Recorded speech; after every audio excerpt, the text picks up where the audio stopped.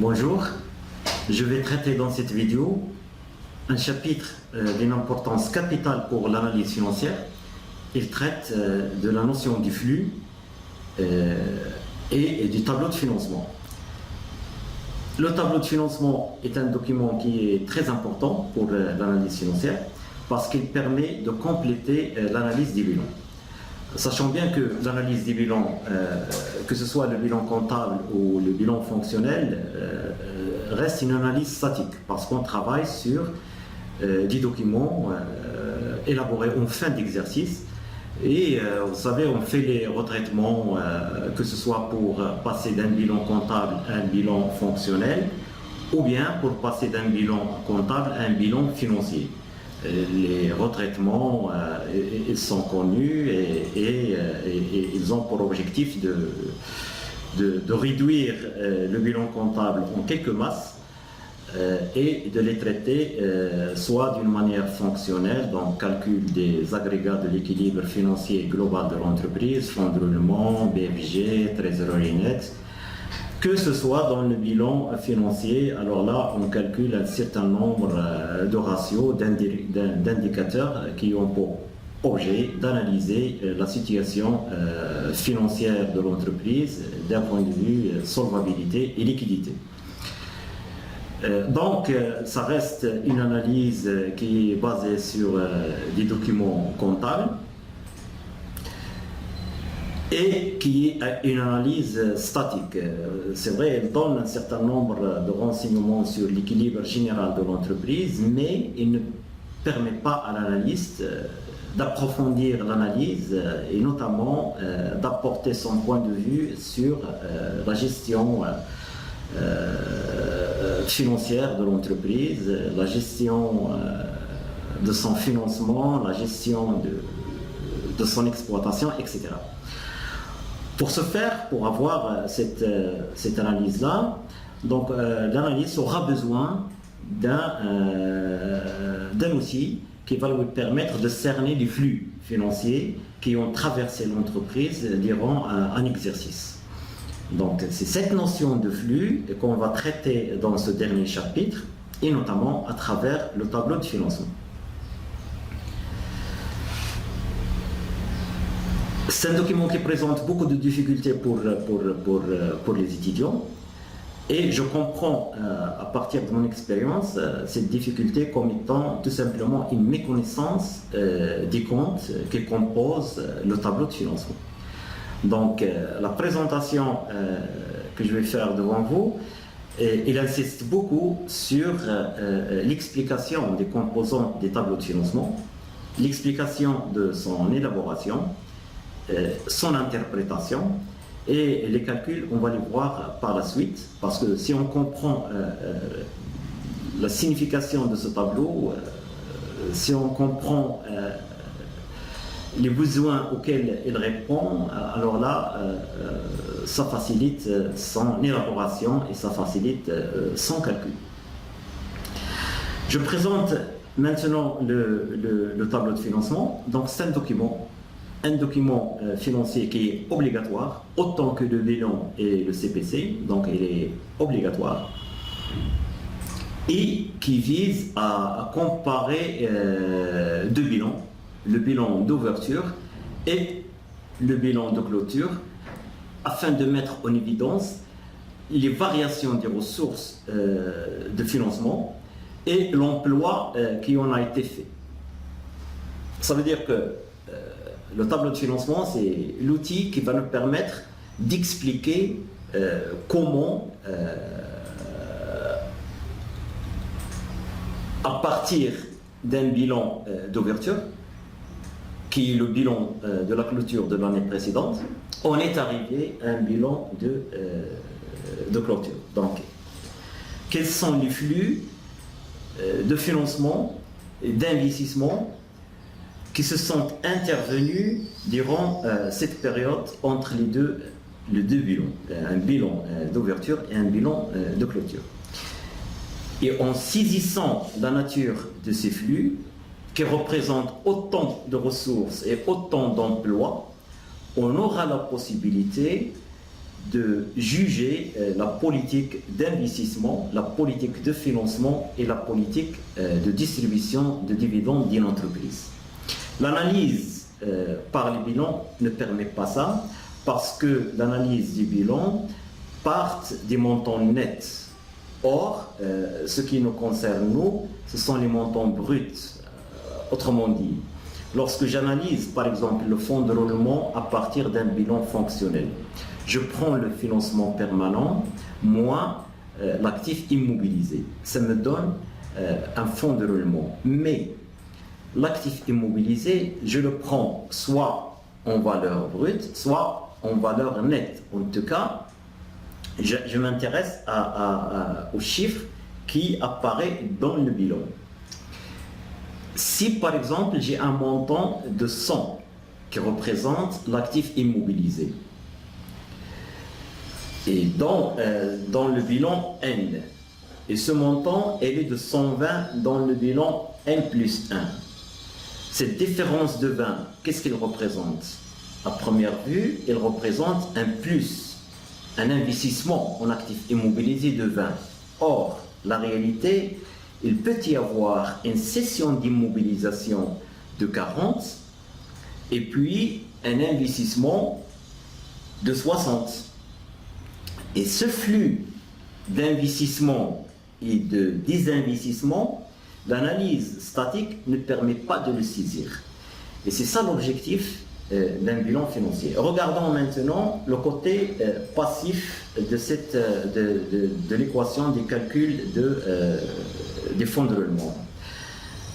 Le financement permanent, qu'est-ce qu'il comprend? Les capitaux propres plus les capitaux propres assimilés plus les dettes à long et moyen terme. Le montant que j'ai dans le bilan d'ouverture des dettes à long et moyen terme, supposons qu'elle est de 100. Dans le bilan de clôture, elle est de 120. Cette variation de 20, à première vue, elle représente un nouveau emprunt, mais si on analyse un peu plus en détail, on va trouver qu'il y a eu entre-temps le paiement des annuités des capitales empruntées et puis un nouveau emprunt qui donne la différence de 20. Donc, l'analyse statique ne permet pas de saisir les flux et ce n'est qu'à partir d'un tableau de financement que l'analyste financier est capable de juger de la politique d'investissement, de la politique de financement et de la politique de distribution des dividendes. C'est ça l'objectif des tableaux de financement. Sa présentation, elle est une présentation normée. Donc, le plan comptable marocain distingue deux tableaux. Donc, nous avons le premier tableau qui s'appelle le tableau de synthèse des masses du bilan. Et le deuxième tableau, c'est le tableau des emplois et ressources, ou bien les TER. Voilà maintenant les deux tableaux qui composent le tableau de financement des plans comptables marocains.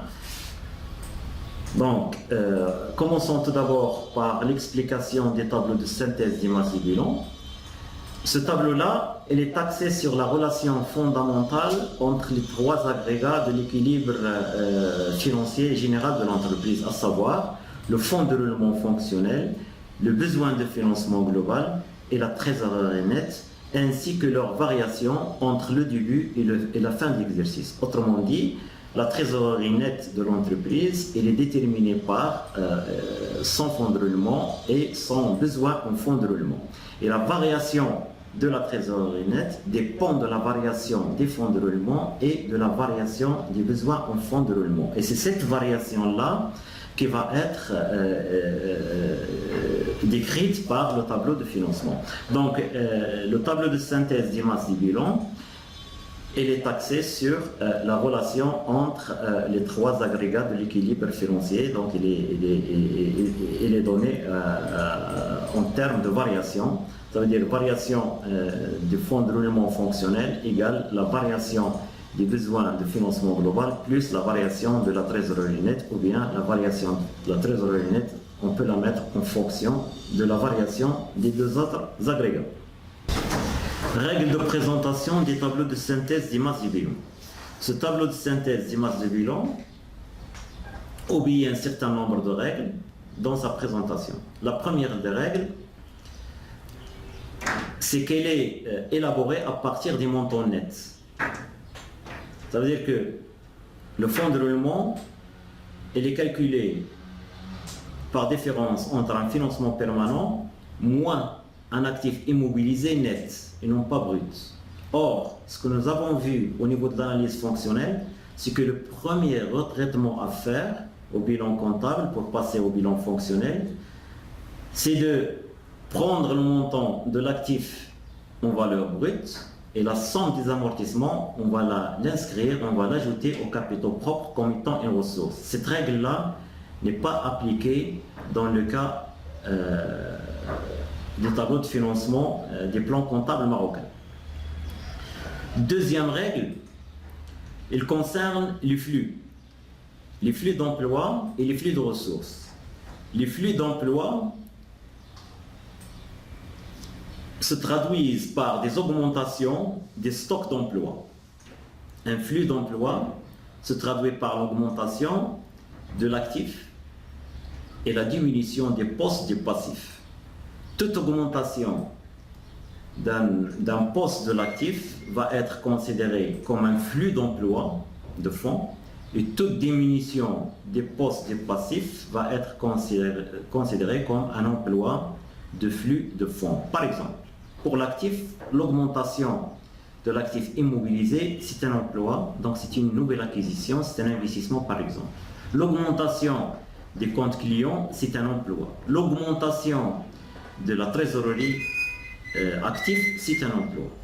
Quoique la trésorerie, elle est calculée dans ce tableau-là par différence entre le fonds de roulement et le BFG. Et toute diminution des postes des passifs va être considérée comme étant un emploi. Un poste, par exemple, dette à long et moyen terme qui diminue, donc c'est la diminution, c'est un flux d'emploi, c'est la diminution des ressources, c'est le paiement, par exemple, d'une annuité d'un emprunt. D'un autre côté, un flux de ressources va entraîner une augmentation du stock de ressources passifs et une diminution du stock de l'emploi, l'actif. Par exemple, diminution des comptes clients dans le bilan va être considérée comme étant une ressource. Diminution de l'actif immobilisé va être considérée comme étant une ressource. Ça peut être une cession d'immobilisation ou bien l'encaissement d'un prêt immobilisé. Donc, toute diminution des postes de l'actif va être considérée comme étant une ressource et toute augmentation des postes du passif va être considérée comme étant une ressource. Là, ce sont les trois principales règles qui guident l'élaboration de tableaux de synthèse des masses. Donc, la différence entre les augmentations et les diminutions va se refléter au niveau de la variation de la trésorerie. Nous avons là un exemple, un extrait du tableau de financement des cas qui est présenté à l'étude. Remarquons que les montants qui figurent dans les deux premières colonnes, ce sont les montants nets et non les montants bruts.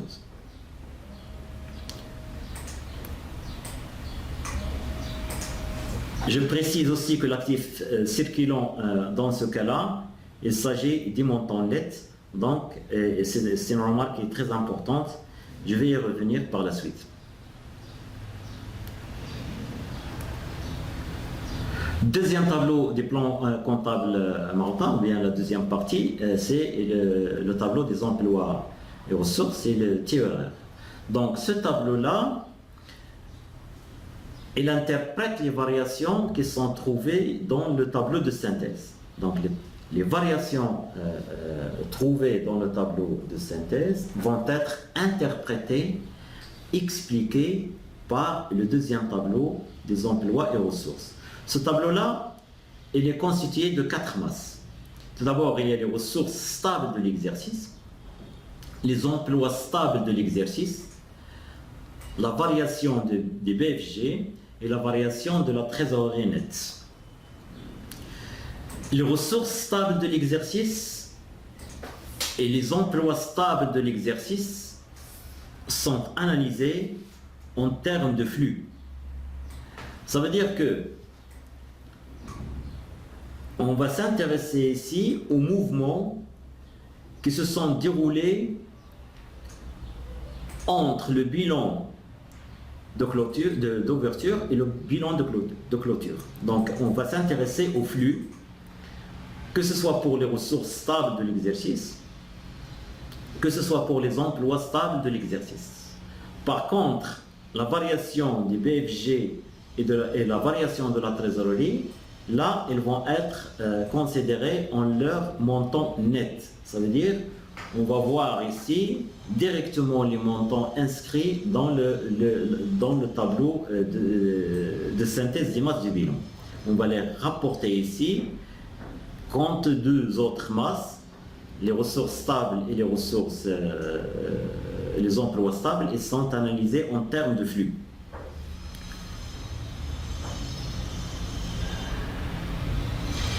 Et c'est à partir de l'analyse des flux d'emplois stables et des ressources stables qu'on va pouvoir par la suite interpréter la politique de financement, d'investissement et de distribution de dividendes de l'entreprise.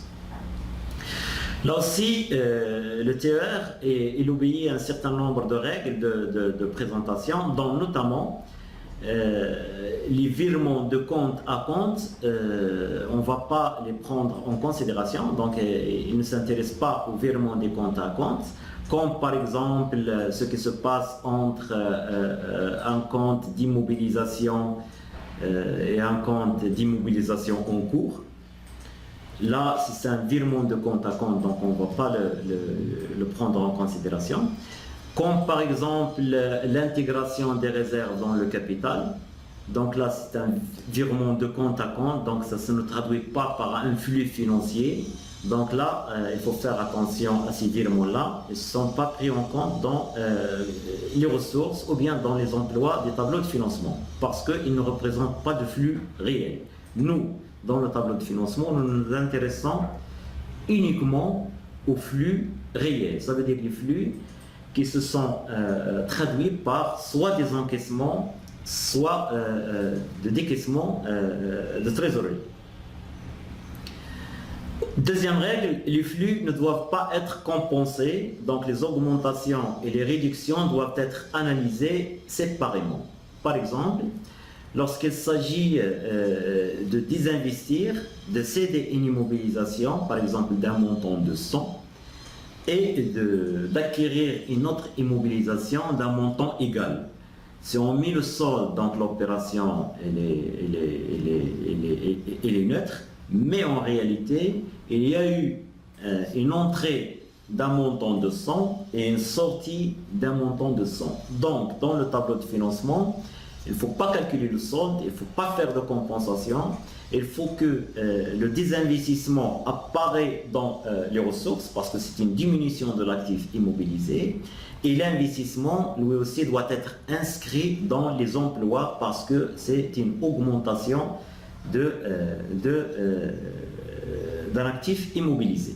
Donc, l'intérêt de ce tableau, c'est justement qu'il permet de voir quels sont les mouvements qui se sont traduits soit par un encaissement, soit par un décaissement, pour pouvoir juger la manière dont le financement et l'investissement ont été réalisés. Voyons maintenant en détail, et c'est là où se pose un problème pour la majorité des étudiants, quelles sont les composantes des tableaux de financement. Donc, pour cela, on aura besoin d'un plan comptable, donc il faut se référer au plan comptable pour suivre la présentation des tableaux de financement. Le point de départ, dans le côté ressources, c'est la CAF, c'est la capacité d'autofinancement. Alors, c'est quoi la CAF? C'est un agrégat, c'est un résultat qui mesure l'ensemble des ressources internes générées par l'activité normale de l'entreprise. Et ce terme normal, il est très important. Il faut bien le comprendre, il faut bien le saisir, ça va faciliter la compréhension par la suite. C'est l'activité normale de l'entreprise. Donc tout ce qui n'est pas normal ne sera pas pris en considération dans le calcul de la capacité d'autofinancement de l'entreprise. Tout ce qui n'est pas normal, tout ce qui est, mais lorsque je dis l'activité normale, c'est toute l'activité normale de l'entreprise, que ce soit le volet courant, l'activité normale, que ce soit le volet financier, que ce soit le volet non courant. Mais c'est normal, ça exclut toute opération sporadique qui n'est pas régulière. Je fais référence par ces propos à la cession d'une immobilisation. Donc là, c'est une activité, ça ne relève pas de l'activité normale de l'entreprise. Ben, la CAF, la capacité d'autofinancement, c'est un agrégat qui s'intéresse à l'ensemble des ressources internes générées par l'activité normale de l'entreprise.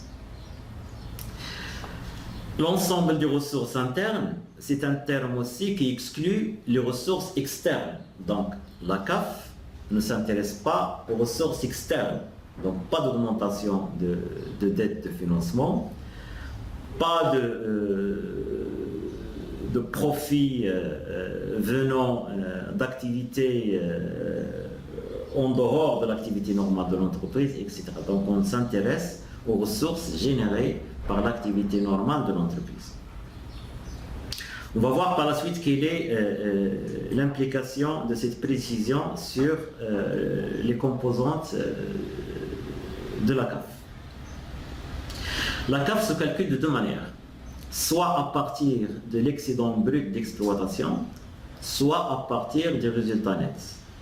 Dans le tableau de financement des plans marocains, il est précisé la méthode de calcul de la CAF à partir des résultats nets. Donc référez-vous à l'état des soldes intermédiaires de gestion. En bas, vous allez trouver le calcul de la CAF à partir des résultats nets. Mais maintenant, on va voir les deux méthodes parce que chacune d'elles a une signification particulière.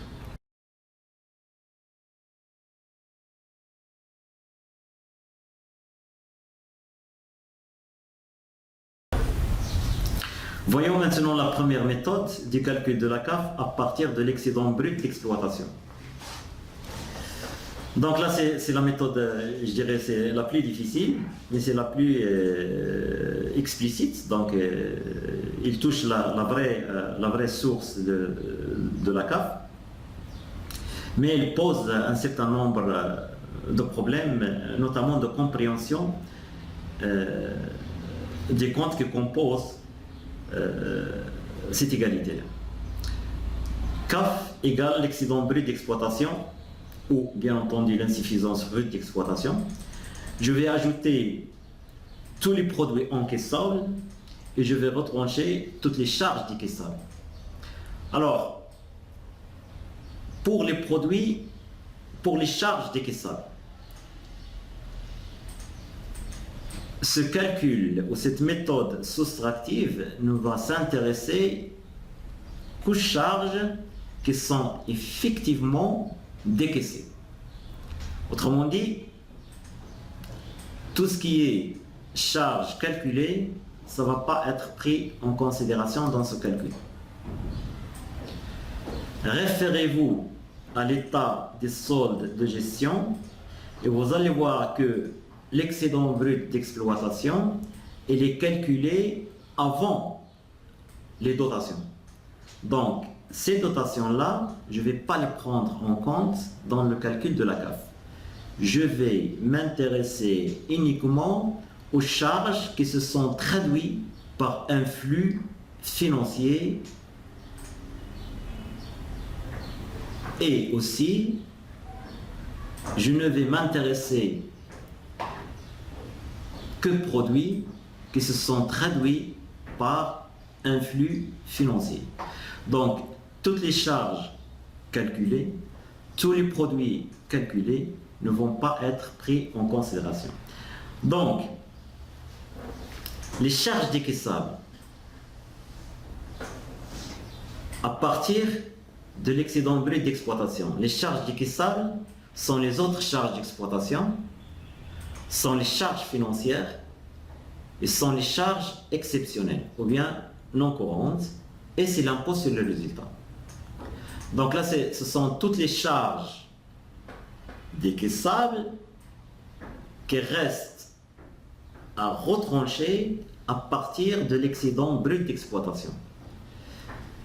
Par contre, les produits encaissables à ajouter à l'excédent brut d'exploitation, ce sont les autres produits d'exploitation, ce sont les transferts de charges. Je vais expliquer ce que ça veut dire, quelle est la signification de ce compte-là. Et j'ajoute les produits financiers et j'ajoute les produits non courants, mais à l'exception des reprises sur amortissement, sur subventions d'investissement, sur provisions durables et provisions réglementées, et à l'exclusion aussi des produits de cession des immobilisations. Je reviens sur ces exclusions. La première, du côté des charges décaissables, on précise entre parenthèses qu'il ne faut pas prendre en considération les dotations relatives à l'actif immobilisé et au financement permanent et de la valeur nette d'amortissement des immobilisations cédées. Ça veut dire quoi? Ça veut dire que les charges décaissables sont les charges qui se sont traduites par un flux financier. Les dotations relatives, dotations d'amortissement, par exemple, dotations aux provisions qui concernent l'actif immobilisé et le financement permanent, ne vont pas être pris en considération parce qu'ils ne se traduisent pas par des flux financiers, tout simplement. Quant aux exclusions qui concernent les produits encaissables, donc je m'intéresse seulement aux encaissements réels, aux produits qui se sont traduits par un encaissement réel, et je ne vais pas prendre en considération les reprises sur amortissement, sur subvention d'investissement, sur provision durable, provision réglementée et sur le produit de cession des immobilisations. Concernant les reprises sur amortissement, donc c'est un produit calculé, donc ça ne représente rien. C'est un compte qu'on inscrit dans le côté produit des CPC juste pour annuler un amortissement ou bien annuler une charge. Donc, ça n'a pas de signification financière.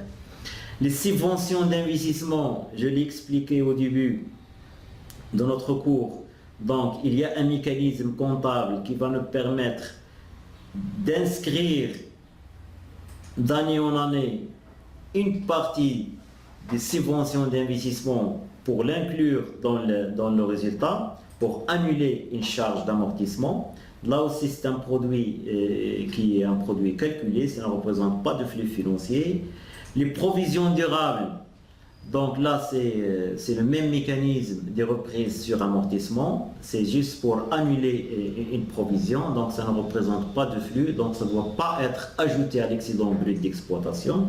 Mais les produits de cession des immobilisations, là, il faut préciser qu'on prend ici le prix entier, donc pas le résultat, pas la plus-value ou la moins-value, mais le prix de cession entier de l'immobilisation concernée, qui représente, dans notre cas, un vrai flux financier. Donc le prix de cession, c'est un prix, c'est de l'argent, c'est un flux de trésorerie positif, mais on l'exclut des produits encaissables parce que tout simplement, parce que la CAF est un agrégat qui nous renseigne sur l'activité normale de l'entreprise. C'est un agrégat qui concerne l'activité normale de l'entreprise. La cession d'une immobilisation, ça ne relève pas de l'activité normale de l'entreprise. Encore plus, c'est un compte, ou bien c'est une opération qui concerne l'investissement de l'entreprise. Il concerne le flux d'investissement et il ne concerne pas le flux d'exploitation, il ne concerne pas l'activité normale de l'entreprise. Donc c'est pour ça qu'on va l'éliminer carrément des produits encaissables et on va la retrouver dans les ressources des tableaux de financement côté ressources. Donc la CAF, elle est calculée à part le prix de cession des immobilisations, donc on va les retrouver dans les ressources des tableaux de financement, et aussi on ne va pas prendre en considération la valeur nette d'amortissement des immobilisations cédées côté charge décaissable. On ne va pas prendre en compte la valeur nette d'amortissement des immobilisations cédées parce que c'est une charge qui est une charge calculée. Il ne représente pas de décaissement. Donc c'est normal qu'il ne faut pas la tenir en considération pour le calcul de la CAF à partir de l'excédent brut d'exploitation. Ça ne représente pas de flux financier. Donc on élimine valeur nette d'amortissement des immobilisations cédées côté charge décaissable. On ne va pas la prendre en considération. Et aussi, on ne va pas prendre en considération le prix de cession des immobilisations parce que même s'il est un flux de trésorerie positif, il ne concerne pas l'activité normale de l'entreprise. On va le retrouver dans le tableau de financement, mais comme étant une ressource stable. C'est un flux qui a concerné l'exercice, mais qui concerne l'activité de financement et d'investissement et non pas l'activité normale de l'entreprise. Reste d'abord à expliquer un peu qu'est-ce que l'excédent brut d'exploitation. Avant tout, l'excédent brut d'exploitation, c'est un agrégat qui met en évidence la rentabilité d'exploitation générée par l'activité indépendamment des conditions de son financement, des contraintes fiscales et des renouvellements de l'outil d'exploitation. Donc si on se réfère au tableau des états des soldes de gestion, on va retrouver que l'excédent brut d'exploitation est égal à la valeur ajoutée, moins rémunération des salaires, moins les impôts et taxes sur la production, plus les subventions d'exploitation. Ça veut dire quoi? Ça veut dire que c'est un résultat qui va nous permettre d'analyser l'activité normale de l'entreprise, de juger son rentabilité indépendamment de comment cette activité elle a été financée et indépendamment de la politique d'amortissement. Autrement dit, je m'intéresse à la rentabilité d'une entreprise, mais en ne prenant pas en compte comment cette entreprise a financé son actif immobilisé. Est-ce que c'est par capitaux propres? Est-ce que c'est par dette à long et moyen terme? Et aussi, indépendamment de sa politique d'amortissement. Parce que, prenons par exemple la politique d'amortissement. L'amortissement, généralement, c'est une charge déductible, qui s'inscrit dans le côté C du CPC. Cette charge va diminuer le résultat, d'exploitation en tout cas. Il diminue le résultat d'exploitation, c'est une charge d'exploitation. Prenons aussi les frais financiers. Si je finance mon actif immobilisé par des dettes à long et moyen terme, je dois payer des intérêts qui sont considérés comme étant des frais financiers. Ces intérêts-là vont diminuer le résultat net. Or, moi, je m'intéresse à l'activité normale de l'entreprise, à la rentabilité de l'activité normale de l'entreprise, mais indépendamment de comment cette activité a été financée. Est-ce que c'est par des capitaux propres ou bien des capitaux à long et moyen terme? Ça ne m'intéresse pas. Je m'intéresse beaucoup plus à l'activité. Est-ce qu'elle est bien gérée au niveau exploitation ou non? Donc je dois neutraliser les amortissements et je dois neutraliser les frais financiers. Et c'est sur cette base-là que je peux juger effectivement de la qualité du management de l'actif. Est-ce qu'il y a une forte rotation? Est-ce qu'elle est rentable, l'activité? Est-ce que, indépendamment des autres charges financières et des charges d'amortissement. Et c'est un agrégat qui est très important sur la base duquel on calcule des ratios de performance de l'exploitation de l'entreprise. Donc c'est ça l'excédent brut d'exploitation. Vous allez trouver dans d'autres méthodes de calcul des tableaux de flux que parfois elle est calculée même avant les contraintes fiscales, donc on ne prend pas en compte les impôts et taxes parce que les impôts et taxes ont rapport avec la production. Ça aussi, ce sont des charges d'exploitation, mais ce sont des contraintes qui s'ajoutent à l'exploitation. Donc, si je peux les neutraliser, j'aurai une idée plus ou moins claire sur la rentabilité ou bien la source de la rentabilité d'exploitation de l'entreprise. Mais le plan comptable marocain, il les prend en compte, donc on calcule l'excédent brut d'exploitation à partir de la valeur ajoutée. Donc je retranche rémunération du personnel, les impôts et taxes sur la production, donc on ne parle pas de l'impôt sur les bénéfices, on est encore loin. Donc c'est les impôts et taxes sur la production et j'ajoute les subventions d'exploitation. Donc c'est ça l'excédent brut d'exploitation auquel je vais ajouter les charges effectivement décaissables et les charges effectivement encaissables. Et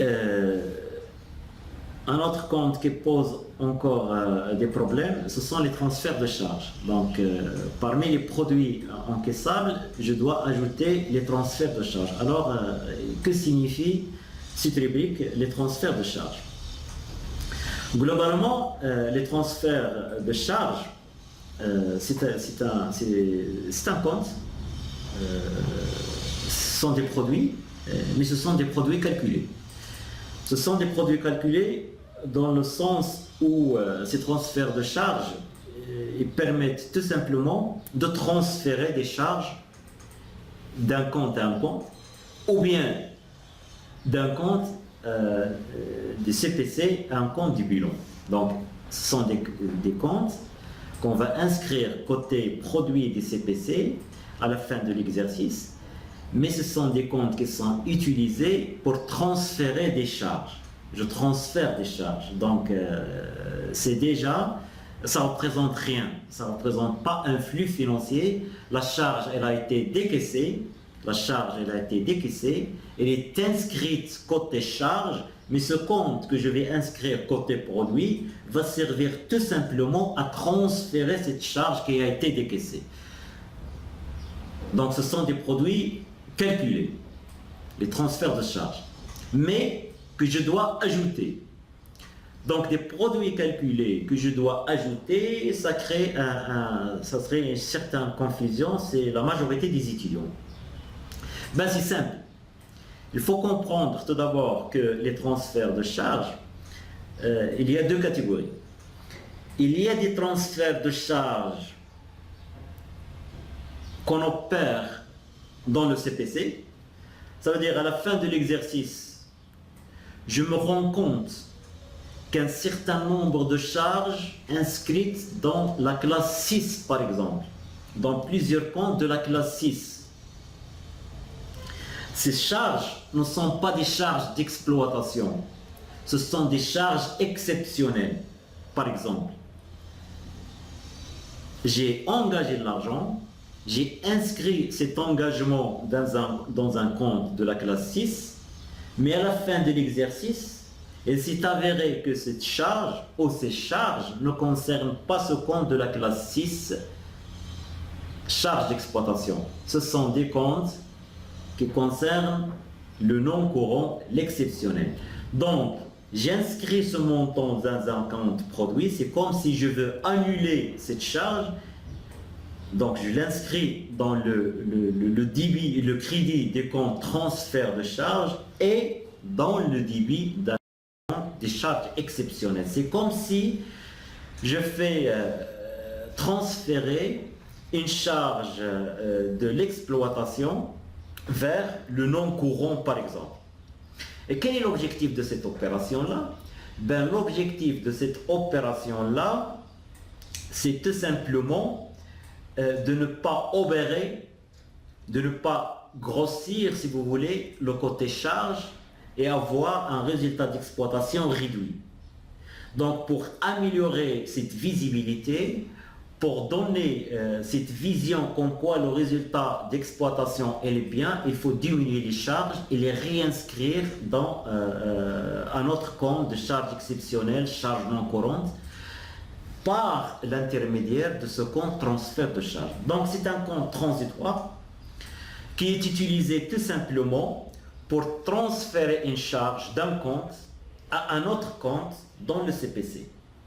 Et sur le plan diagnostic financier, cette opération a pour objectif d'améliorer la visibilité et des résultats d'exploitation de l'entreprise. Ça, c'est un point.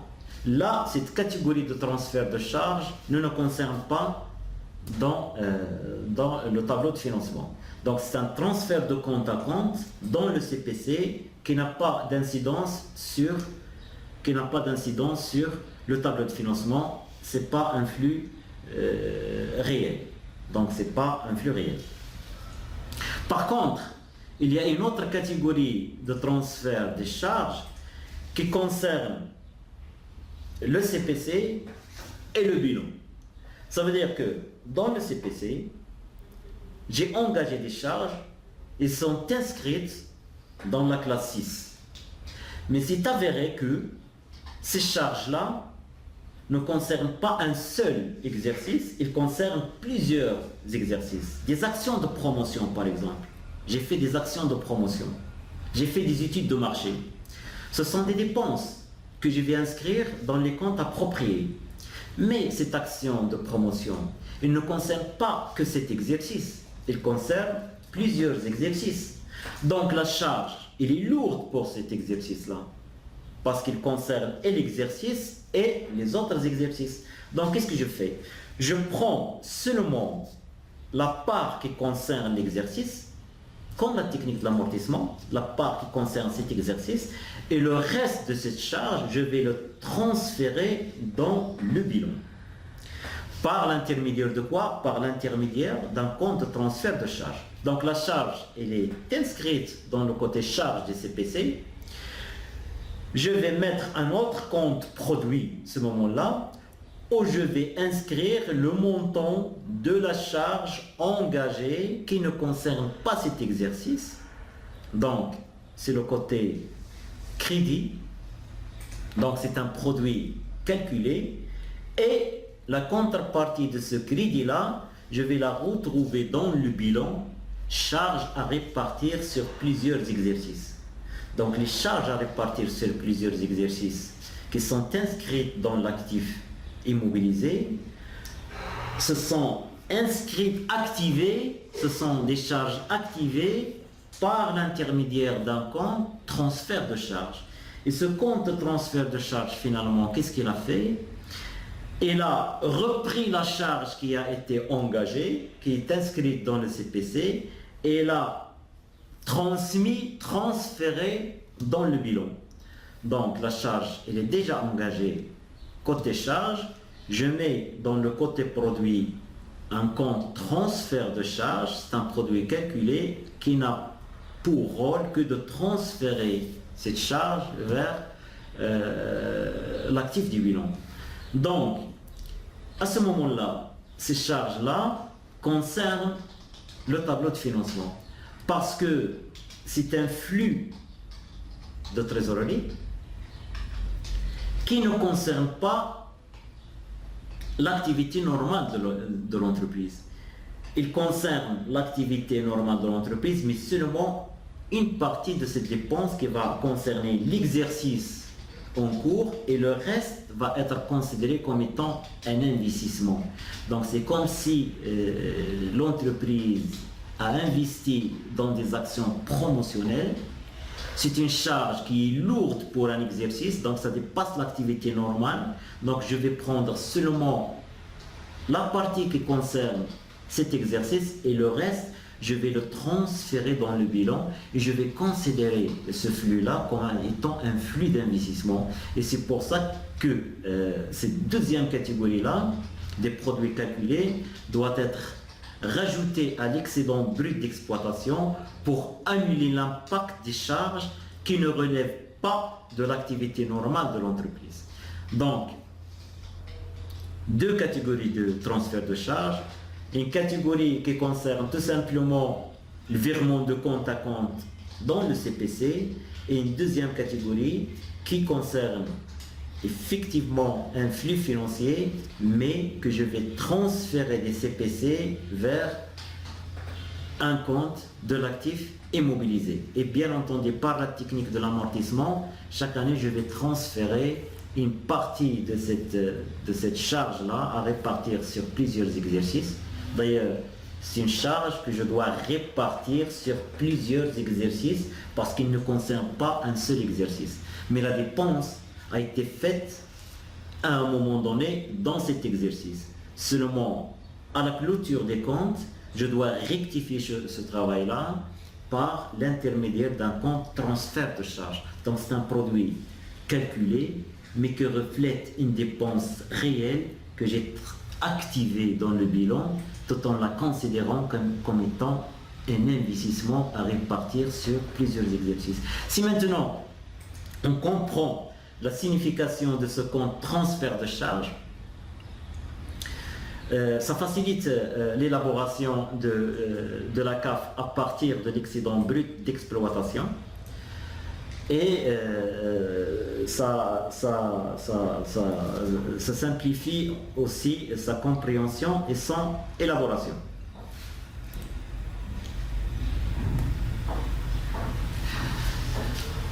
Voyons maintenant la deuxième méthode du calcul de la capacité d'autofinancement, c'est la méthode additive, donc il part du résultat net. Et c'est la méthode qui est décrite, présentée dans le plan comptable marocain. Donc c'est une méthode qui est facile, mais il n'explique pas bien la nature de l'excédent brut d'exploitation. Parce que la CAF, finalement, c'est un potentiel qui est né à partir de l'excédent brut d'exploitation. Et ça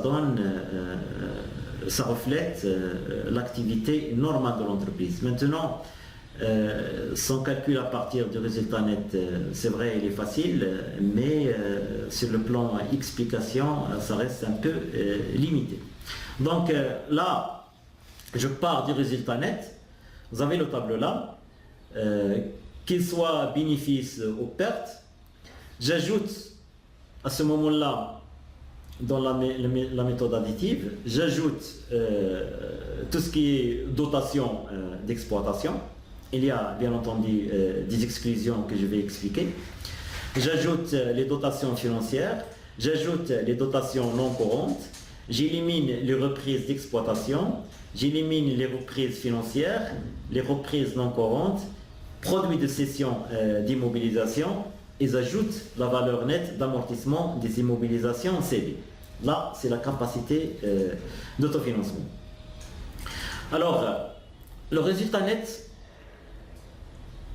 comme il se calcule, donc c'est par différence entre les produits et les charges.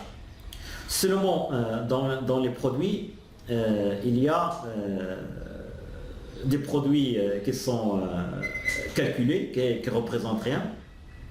Et il y a aussi, dans ce calcul-là, il y a des charges calculées, ça veut dire des charges qui ne représentent rien. Lorsque j'ai dit ne représentent rien, c'est en termes de flux financiers, de flux de trésorerie. Une charge dotation d'exploitation, ce sont des charges calculées. Les amortissements, par exemple, ne représentent pas un flux financier, mais ils ont été éliminés pour le calcul de résultat net. Donc, normalement, je dois les réajouter pour avoir la capacité d'autofinancement. Des charges que je n'ai pas décaissées, j'ai mon résultat net. Finalement, ce qui reste à l'entreprise, c'est le résultat net plus la charge que j'ai comptabilisée sans l'avoir décaissée. Donc, il y a des exceptions là. Si je regarde les dotations d'exploitation, à l'exception des dotations relatives aux actifs et passifs circulants et à la trésorerie. Ça veut dire quoi?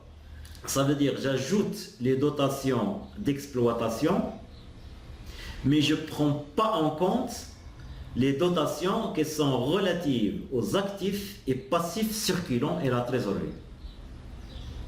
Mais parce que tout simplement, dans le tableau de financement, dans le premier tableau, la synthèse des masses du bilan, l'actif circulant et le passif circulant sont pris en net, sont pris en leur valeur nette. La CAF alors doit exclure à ce moment-là les dotations relatives à l'actif et au passif circulant pour qu'il n'y ait pas un double emploi. Donc le tableau de financement des plans comptables dans la partie synthèse des masses du bilan, le calcul de l'actif immobilisé, l'actif circulant et le passif circulant pour le calcul du BFG, ils sont pris en leur valeur nette, celle qui figure dans le bilan comptable. Vous avez l'extrait du cas, vous allez voir que le montant de l'actif, le montant de passif qui ont servi au calcul de BFG sont des montants nets. Donc, la CAF ne doit pas prendre en considération, ne doit pas ajouter les dotations aux amortissements en rapport avec l'actif et le passif circulant. Et c'est la même remarque pour le reste. Donc, j'ajoute dotation d'exploitation à l'exclusion des dotations relatives à l'actif et au passif circulant. J'ajoute les dotations financières, dotations non courantes, et je retranche les reprises d'exploitation et la même exclusion. Donc, les reprises sont des produits calculés, il ne faut pas les prendre en considération. Donc, j'ai ajouté quelque chose au résultat net, mais finalement, ça ne représente rien, donc je dois le retrancher, c'est normal. Pour les produits des cessions d'immobilisation, donc là, je vais les considérer comme étant des charges, des produits calculés, et la valeur nette d'amortissement des immobilisations cédées, je vais les considérer aussi comme des charges calculées. Mais la raison pour laquelle je ne dois pas prendre en considération les produits de cession d'immobilisation, c'est le fait qu'ils ne relèvent pas de l'activité normale de l'entreprise. Donc je vais les retrouver dans les autres rubriques des tableaux de financement. Par contre, la valeur nette d'amortissement des immobilisations cédées, là c'est aussi une charge qui est une charge calculée, donc ça ne doit pas entrer en ligne de compte pour le calcul des résultats nets, parce qu'il a été éliminé dans le calcul des résultats nets. C'est une charge qui ne représente rien, donc je dois maintenant rectifier et l'ajouter. Quant aux produits, ce sont des flux financiers, mais qui ne concernent pas l'activité normale de l'entreprise. On va les retrouver par la suite.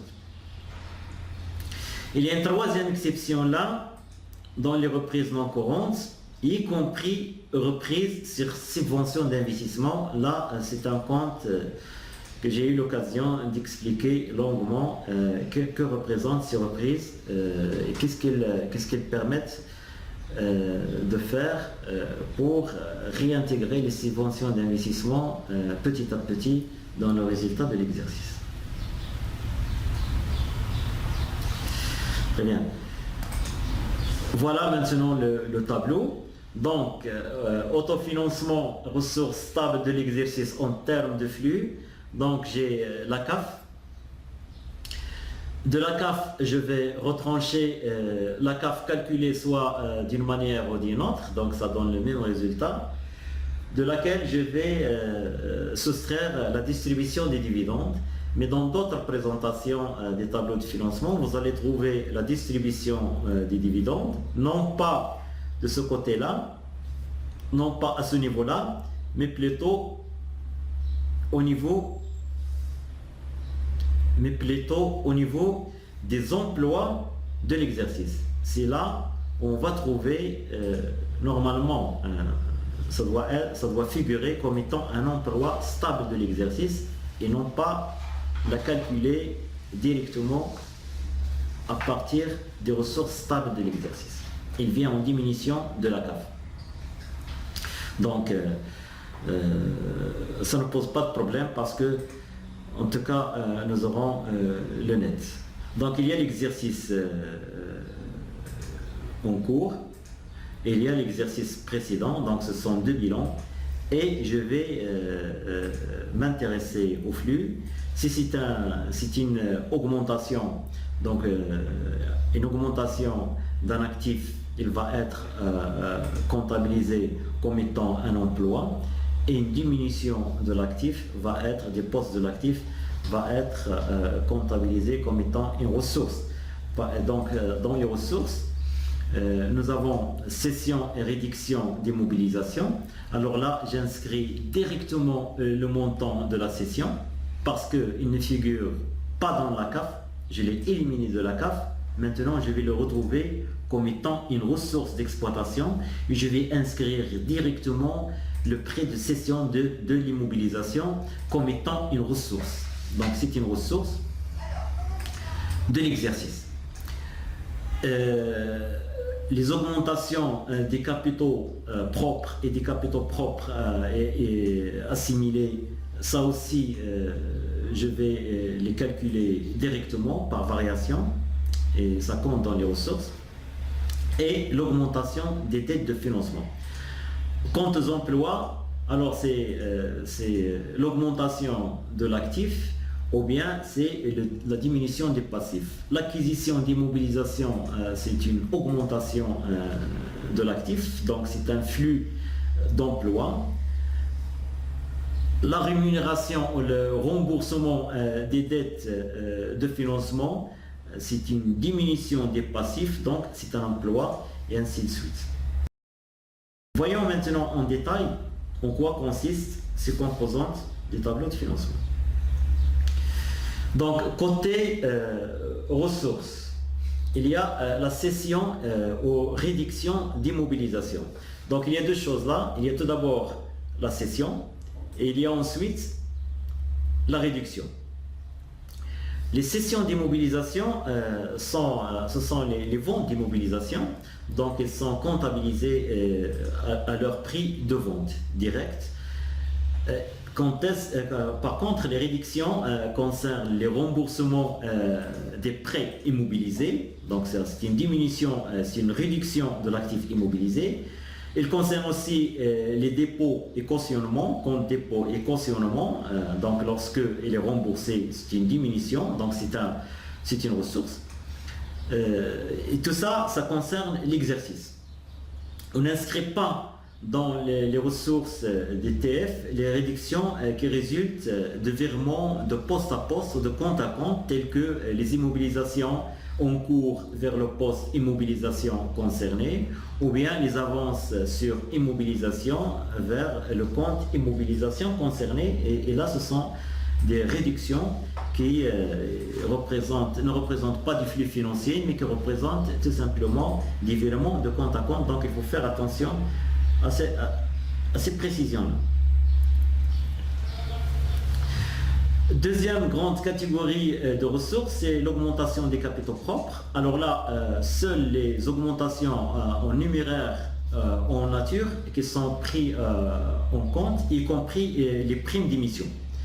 Donc la prime d'émission pour les augmentations du capital en numéraire, en nature, elles sont prises en considération. Et aussi, on ne prend en considération que la partie qui est souscrite, appelée et libérée en même temps. Donc, partie souscrite, appelée par le conseil d'administration et libérée effectivement par les souscripteurs qui est prise en considération.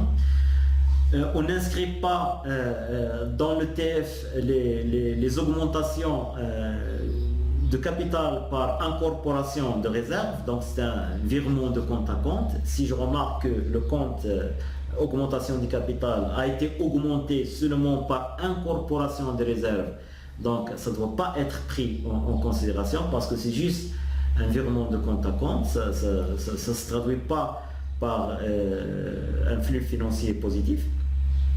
Et aussi, il y a un petit retraitement à faire en ce qui concerne la réserve de réévaluation, qui est un compte en bas des capitaux propres, du capital social. Et cela, il représente la réévaluation de l'actif immobilisé. Prenons par exemple un terrain inscrit en valeur d'origine à 100, mais c'est avéré que cette valeur a été multipliée par 2 ou par 3. Donc, on crée un compte réévaluation de l'actif, réserve de réévaluation, donc d'un montant qui correspond à l'augmentation de l'actif immobilisé. Donc, l'actif immobilisé, il représente maintenant pas 100 mais 300. Donc, les 200 sont inscrites dans la réserve de réévaluation. Donc, ce travail-là, il faut le rectifier pour élaborer un tableau de financement. J'ignore la réserve d'évaluation et j'inscris les mobilisations concernées en sa valeur avant réévaluation.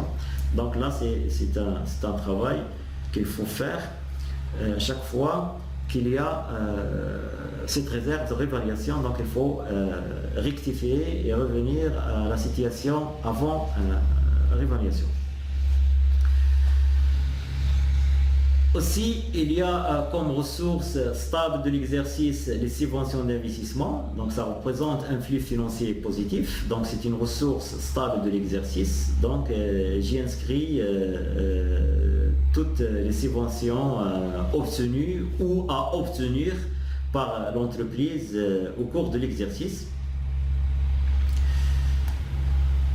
L'augmentation des dettes de financement, donc tout ce qui est emprunt bancaire, donc hors concours de trésorerie, parce que le concours de trésorerie, donc ce sont des crédits à très court terme, ça concerne le bas des passifs de l'entreprise, c'est de la trésorerie passive, donc c'est pas un flux stable, ça ne concerne pas le calcul des fonds de roulement. Donc il y a la formule pour calculer les dettes de financement, donc je prends les dettes du bilan d'ouverture, plus les emprunts nouveaux au cours de l'exercice, moins les remboursements qui ont été effectués au cours de l'exercice N, et je débouche vers la dette qui a été nouvellement contractée en N, et c'est celle qui me concerne dans l'accroissement des ressources stables.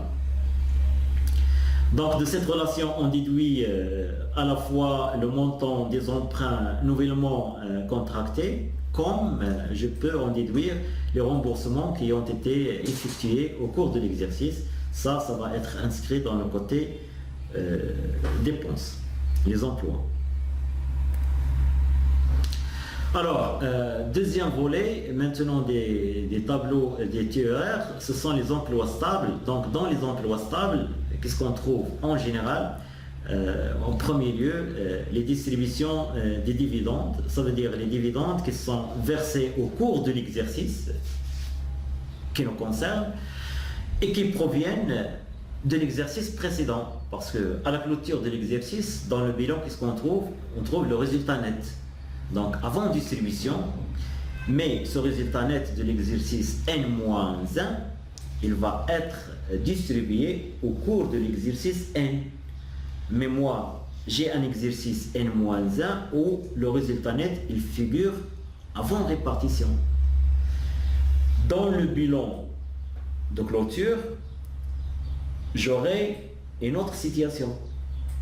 Donc c'est en comparant le bilan d'ouverture et le bilan de clôture que je peux dégager quel était le montant des dividendes qui ont été distribués sur la base du résultat net de N-1.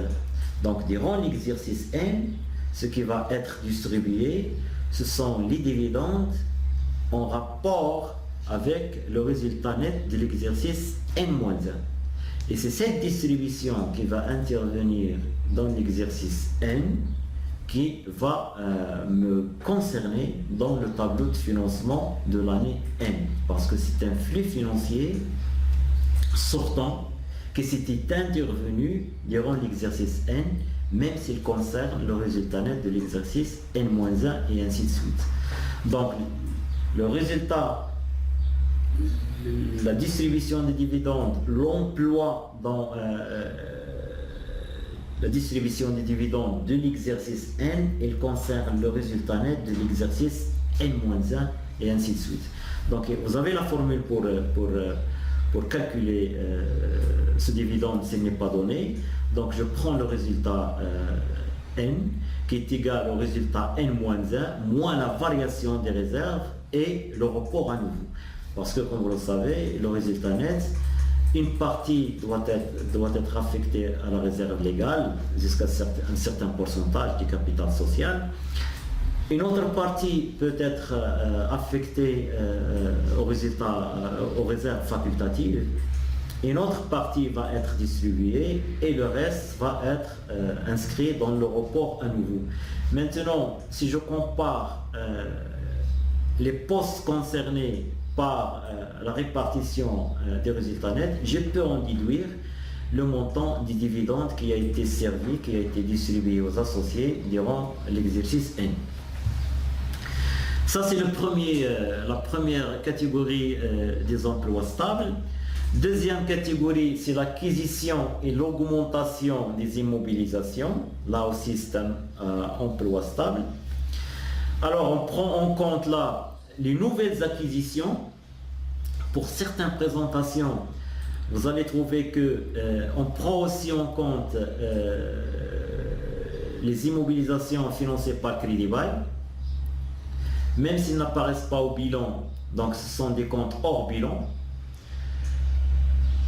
Je dois les ajouter dans l'actif immobilisé et leur contrepartie va se retrouver dans les dettes à long et moyen terme.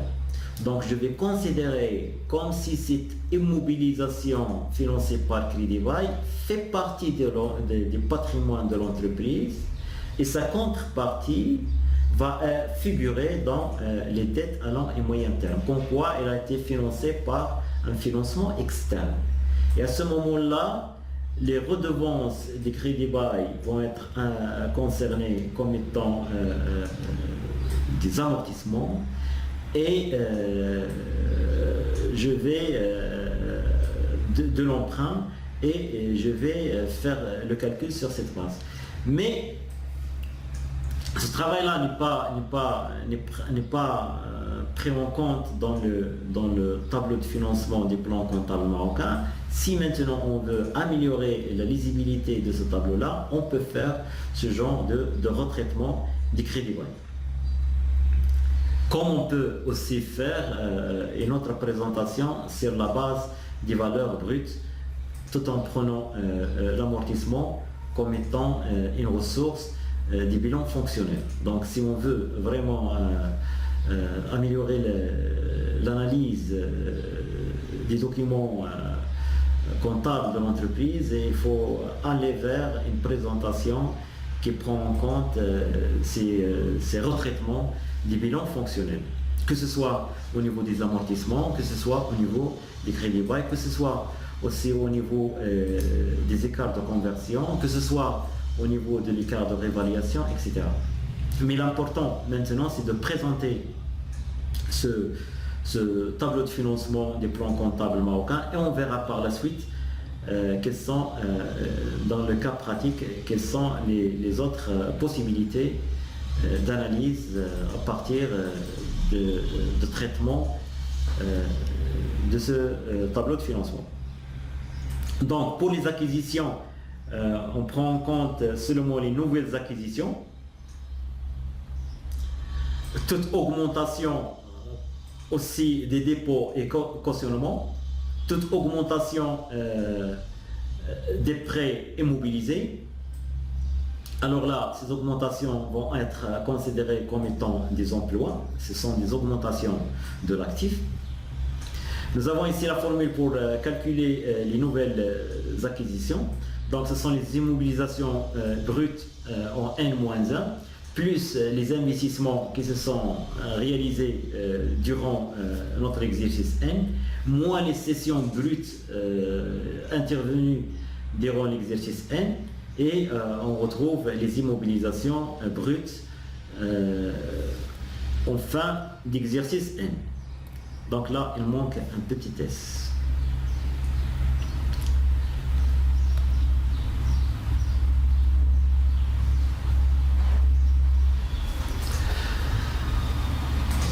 Par la suite, je dois prendre en compte aussi comme emploi stable le remboursement des capitaux propres, qui signifie tout simplement les prélèvements effectués par les actionnaires sur les fonds propres, chose qui est très très rare. Donc là, en tout cas, si on est dans ce cas-là, c'est un emploi de ressources et emploi de fonds. Et enfin, le remboursement des dettes de financement. Là, il s'agit de la part des annuités qui correspondent au capital payé par l'entreprise au cours de l'exercice. Donc là, il faut faire attention pour bien calculer ces annuités qui ont été déboursées avant de voir la variation des postes des dettes de financement. Donc il faut prendre en compte tout ce qui a été payé, tout ce qui a été contracté par la suite pour calculer cette variation. Donc, pour les deux premières masses, on va les analyser en termes de flux.